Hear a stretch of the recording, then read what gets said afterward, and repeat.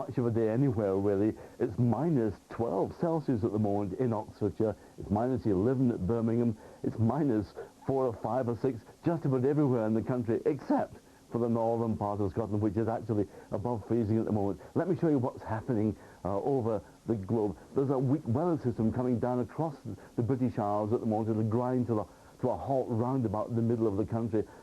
Pretty unsettled over Iberia and the Western Med. You can see where the sunshine is. You can see where we all should be. We should all be in the eastern part of the Mediterranean. Cyprus and Crete doing really rather well at the moment. And Greece, just for a change, not doing too badly either. But most of Europe, bitterly cold still, with flurries of snow in many places. On the radar, we can see a band of weather coming down across central parts of Britain. It's giving a mixture of rain, sleet and snow.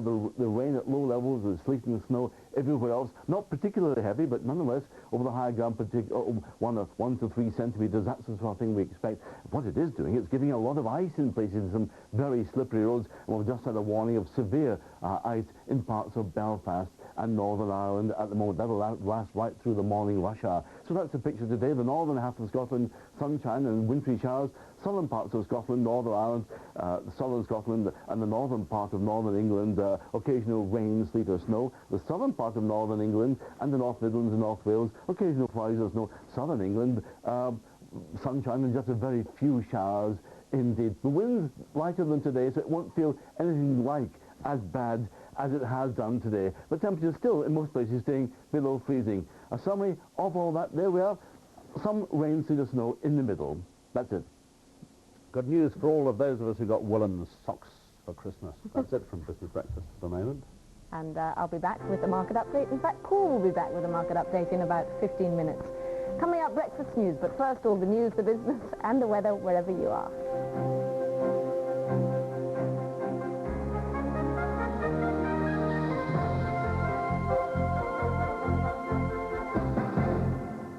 Good morning, the Northern Ireland News. A security operation close to a van abandoned in the grounds of Belfast Castle is due to resume this morning after being suspended overnight. The IRA says the vehicle contained a landmine. Last night, the Army removed 2-wheeled bins from the van. After a day-long examination of the white van, left a few hundred yards from the front gates of Belfast Castle, the Army bomb disposal team removed 2 wheelie bins from it last night. The RUC say the contents of the bins and the van will be examined for forensic and fingerprint details. Earlier, the Army carried out a controlled explosion on the van, which was fitted with false number plates. The IRA said it abandoned it because of security force activity in the area on New Year's Eve. Meanwhile, Belfast Castle has resumed holding functions. When the alert began, several hundred guests at a Ballyclare couple's wedding reception and New Year's Eve revellers were evacuated from the building.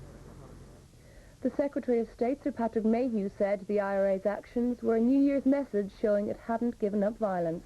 The Sinn Féin President Gerry Adams said glib words could not disguise Sir Patrick's abject failure to rewrite Anglo-Irish relations. A former deputy manager of the Europa Hotel has received a special invitation to President Clinton's second inauguration later this month. Doug Heady, who organised Bill Clinton's overnight stay in Belfast during his historic visit in 1995, says he's delighted. Natalie Mains reports. President Bill Clinton's overnight stay at the most bombed hotel in Belfast was seen by many as a way of sending a very positive message to the rest of the world. It was Doug Heady, who was deputy manager of the hotel at the time, who had the difficult job of ensuring the president's brief stay was as comfortable as possible. Just over a year on, Doug says he's honoured to receive an invitation to the president's second inauguration. It's been a great week for surprises for me. On Christmas Eve, I received a 24-karat gold Christmas string ornament from the White House from Federal Express. And then a week later, on New Year's Eve day, the invitation came. Doug says he'll definitely be going to the inauguration in Washington later this month. When he's there, he says he'll also try to persuade the president to come and visit the hotel where he now works in Carrickfergus. A motorist who was killed in a road crash between Coleraine and Kilrea yesterday has been named as Jonathan Bolton from Moneysalon Park in Kilrea. He was 22. The car he was driving skidded and hit a tree. The Met Office has issued a warning of difficult driving conditions after parts of the province saw their first snow of the winter overnight. A fine dusting covered most areas and more snow or sleet is likely to follow this morning. And a look at the rest of the forecast, it will eventually become drier and brighter through the morning, leaving a few wintry showers this afternoon. Another cold day, temperatures only reaching 4 Celsius. It'll be dry and cloudy, but there's a risk of more showers later. And that's the news for the moment. I'll be back in half an hour with another update. From now, good morning.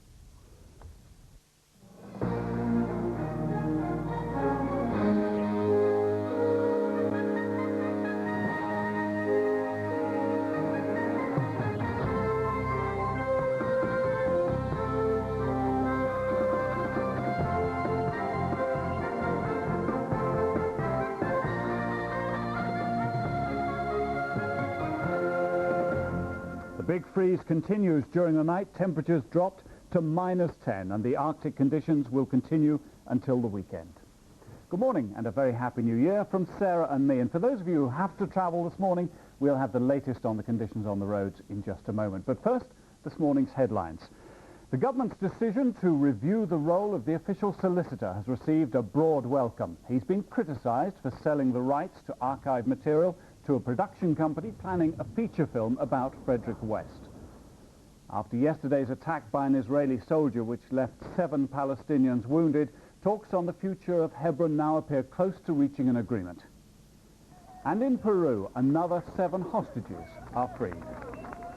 Also in the programme, trouble in Tuscany. British lovies are up in arms over threatened commercial developments in their beloved Chianti-shire. And I'm at a well-known venue in central London for breakfast with 8 of the BBC's top commentators and analysts. We'll be looking forward to the sporting year ahead. And as the boat show opens in London, we'll be talking to people who risk their lives for the joy of messing about in boats. The government has acted to defuse the row over plans to make a film about the life of the serial killer Frederick West. Last night it ordered a review of the duties of the official solicitor after he'd sold the film rights to a production company. There are unconfirmed reports this morning that plans to make the film have now been dropped. The controversies put the government under intense pressure to stop the sale.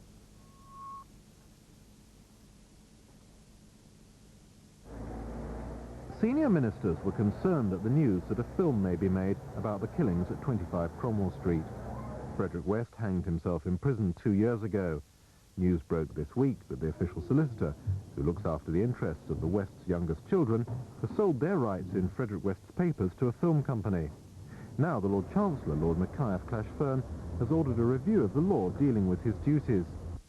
The MP for Gloucester, where many of the West's victims were murdered, is in favour of changing the official solicitor's responsibilities. I would like the official solicitor to have rather more discretion than he has at the moment. I want him to be able to recognise that sometimes maximising the value of the estate, the purely mercenary aspect, is not always consistent with recognising the human problems that may exist. And I want him to be able to accept that human problems should sometimes take priority over the commercial considerations. Demolition crews moved into 25 Cromwell Street last year. There's no confirmation of a report this morning that Portman Entertainment, which bought the rights to Frederick West's estate, has also scrapped the whole idea of a film about him. Joshua Rosenberg, BBC News. Thousands of people in England and Wales are returning to work this morning after the Christmas break, with forecasters predicting the icy weather will continue into next week. The police and motoring organisations are urging drivers to take extreme care. Although there'll be a brief respite in the weather today, high pressure over Iceland will funnel in more freezing air from Siberia, bringing further snowfalls and icy winds from tomorrow. The freezing conditions were repeated again overnight, but it wasn't quite as cold as recent days, mainly because the strong easterly winds have eased. Gritters and snowplows have been working hard to keep major roads clear. Some rural roads are still unpassable, but with many people returning to work for the first time today after the Christmas break, motoring organisations are urging drivers to take particular care. The south has been most severely affected. The coldest place in the country last night was the village of Benson in Oxfordshire, where the temperature dropped to -10 degrees Celsius. It was -6 in the Channel Islands. Even the Isles of Scilly were below freezing. However, the north again escaped the worst of the bad weather. On the continent, it's been even colder. In France, it was minus 14 degrees overnight, and temperatures in Germany fell to 20 below zero. Forecasters here say today's milder weather will be short-lived. It's going to remain very cold. There'll be these sharp penetrating frosts. There'll be that bitter wind across the south of the country, and there'll be further flurries of snow. Again, as in the last few days, the most likely areas are going to be near to the east coast.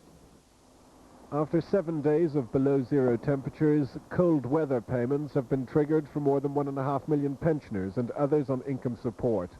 But Labour and the Scottish National Party want the government to change the system for paying this benefit so as to take account of the wind chill factor. John Egan, BBC News.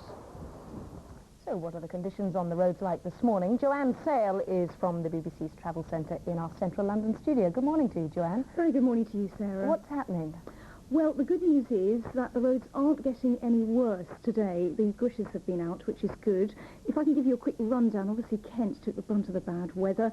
All routes are open. The M20 still has one lane closed between junctions 5 and 6, but it's not too bad. Obviously the road's very slippery, so do take extra care. In West Yorkshire, several of the Trans-Pennine routes are still closed. The M62 remains open. That's probably your best bet there.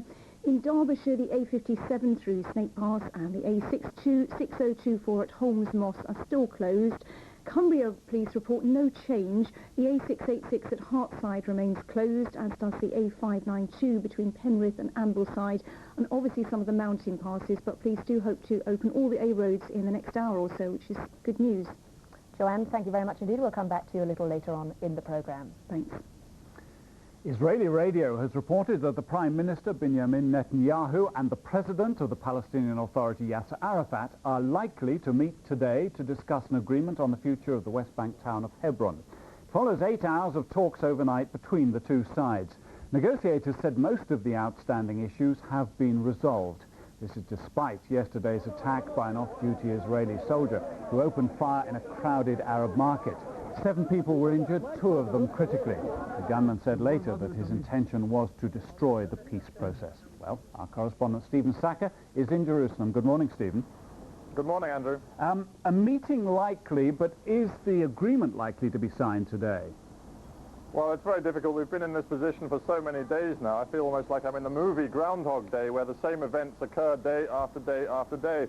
I think that the meeting probably will happen at some point in the next 24 hours, but of course I could be wrong. Last night there were 8 hours of discussions between the Israeli Defense Minister and one of the PLO's top negotiators. They came out sounding positive. They said they'd resolved almost everything, not quite all of the outstanding differences, but very soon I think it'll be a point where Mr. Arafat and Mr. Netanyahu themselves will be the only people who can thrash out those remaining differences. And I think I should say that as a result of what happened yesterday morning in Hebron, both sides seem more eager than ever to sign this agreement quickly. I was going to ask, did the shooting yesterday, did that give an added impetus to the negotiations? Maybe talking about added impetus would be a little too strong, a little too positive, but what one can say is that both sides are pleased that the shooting, and it was a very dramatic shooting by a uniformed Israeli soldier of Palestinian civilians, it didn't spin out of control. There wasn't a backlash, there wasn't a reaction from the Palestinian population, and that was largely because I think there was good cooperation at senior levels between the Israeli and the Palestinian security forces. I think both sides, and indeed the Americans who are watching this process very carefully, were very pleased about that, and perhaps it's built up a little bit of trust which might make a difference over the next 24 hours if we are to see this agreement signed. But Stephen, there are reports that Hamas, the Islamic militant group, have said they will avenge the shooting. This agreement, of course, cannot guarantee peace in Hebron, can it? No, you're absolutely right. I think it would be misleading to believe that the redeployment agreement in Hebron will be the kind of breakthrough that puts the peace process back on track. It's far too early to say that. It would be far too positive to say that. Don't forget that the 450 militant Jewish settlers living in the middle of Hebron are staying put. So too are hundreds of Israeli soldiers who must stay there to guard and protect them. The situation in Hebron will be volatile throughout 1997. And the truth is that even when the Hebron Agreement is signed, there are massive differences still between the Netanyahu government and Yasser Arafat's Palestinian Authority on where the peace process is going next. So I think this promises to be a very difficult year, even if in the next 24 hours we see one little sign of good news. Stephen Sacker, thank you very much.